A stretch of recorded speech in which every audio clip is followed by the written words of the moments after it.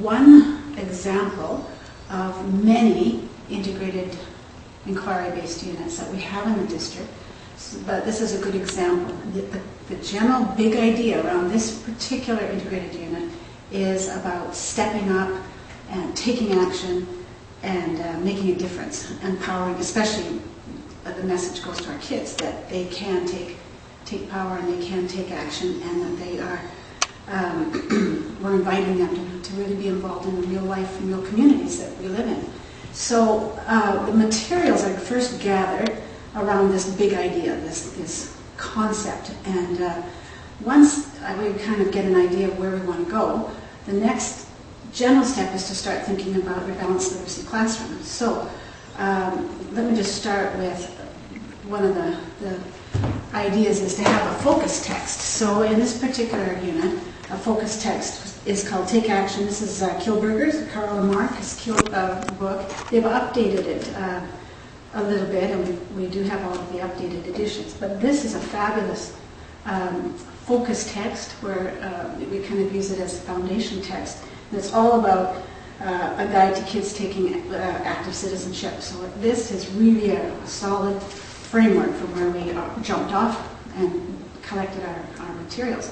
So the balanced literacy classroom and the inclusive classroom wants to have a big range, and the range of reading that we try and think about in a unit like this is probably well below reading level, which would probably be around the grade 2-3 level, and then we move it up to below the kind of kids that are struggling but not particularly IEP or modified or adapted curriculum, and the on target or on grade type of reading level is included, and of course the challenging. So there's always this range that we're trying to accommodate, so that there's lots of ways that all the kids can take part in these powerful discussions that come from an inquiry-based unit. So an integrated inquiry-based unit, so we go across the curriculum, so there is a real awareness that all the subject areas have something to offer and contribute to the big essential conversation, the big idea, and the big inquiry question. This particular inquiry question is, what will you do to make a difference in your community? And so all of the inquiries that we're challenging the students to come up with will be in service to that big inquiry question. So let me just show you an example of the literature circle strategies. Okay, so again, we're talking about a range. So we have used Westlandia as a very a wonderful. We've used this as a sort of an anchor mini lesson quite a bit as well in this unit. But here's a wonderful story that talks about a kid that really makes a difference, and its reading level is quite manageable by 2-3. And another example of a book that actually looks a little bit more sophisticated, but it's written in the voice of a young boy who's 13 years old, I believe. So it's actually a very readable book, and can be easily be managed by kids that are reading about grade 3-4 level, and it's an incredible topic and content here. Year of No Rain. So some of the other, here's another one around Brothers in Hope, an African story, and again that's at the low level, but it's really germane to the big question and the big topic. Some of the middle read examples would be Iqbal, and here's, in fact, I think Iqbal was the inspiration for Mark Kilberger. He read about Iqbal's life history and was really motivated. So that's a really great book for lit circles. Here's one by Deborah Ellis. Deborah Ellis, we have almost all of Deborah Ellis's texts, sets of 6.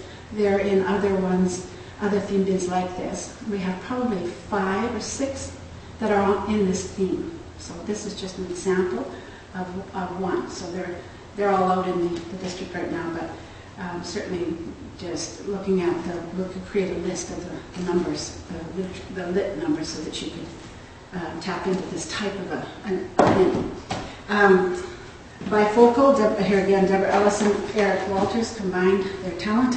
Deborah created the voice from the female protagonist in this book, and it investigates racism in the middle schools, and what does it look like and sound like, and how do they deal with it. Sea Folks, again, is very readable because they're interviews and they're short passages, but very powerful about how one girl changes the whole community and brings her community together through a garden. So it's a very powerful book. So generally, that's the kind of example of the books. We always are looking for Aboriginal content that we can bring in the most natural and effective way. Catching the Spring is about a wonderful story about a boy who's out with his dad fishing, and he acts as a real hero there. A Single Shard, again, this is a Newbery winner, and it's a historical fiction, but again, the young boy is 12, and he really makes a difference to his community. So that's the kind of idea that we have around Lit Circle. So we want to have lots of choice, lots of sets of 6.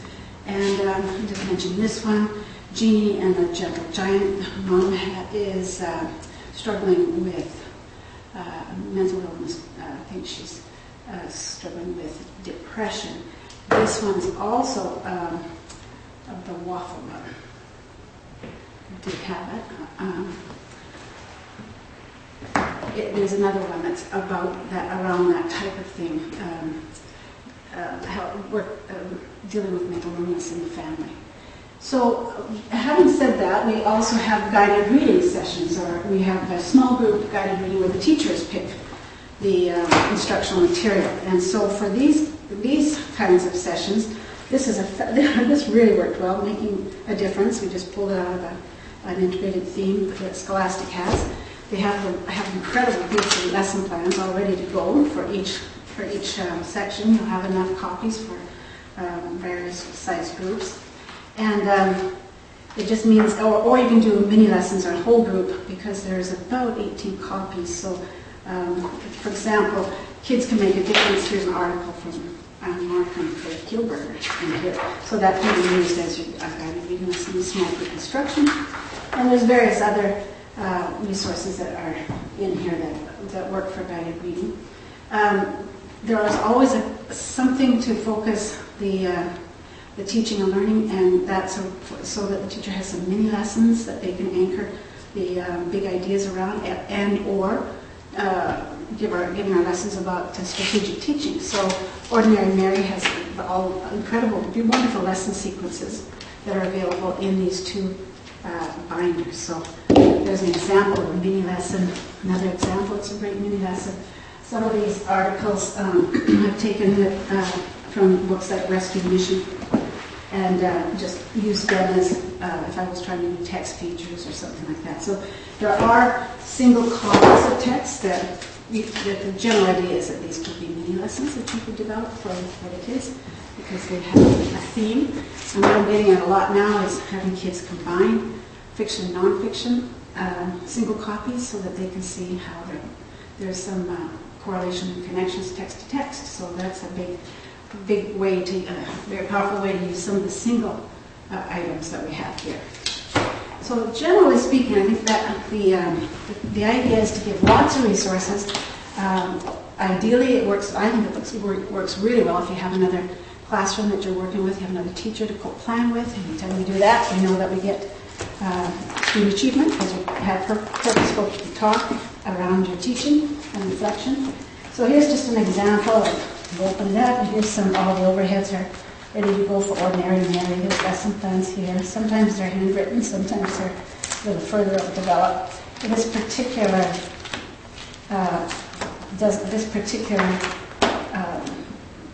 resource binder has many of Bill Robinson's lesson plans, but a lot of them are taken from another series called The Circle of Friends, and they fit for a lot of these workshops as well. So these are things like this particular teacher's resource can be, we have it on a Word document, and I can just send it to you, and you can have your own teacher manual for it.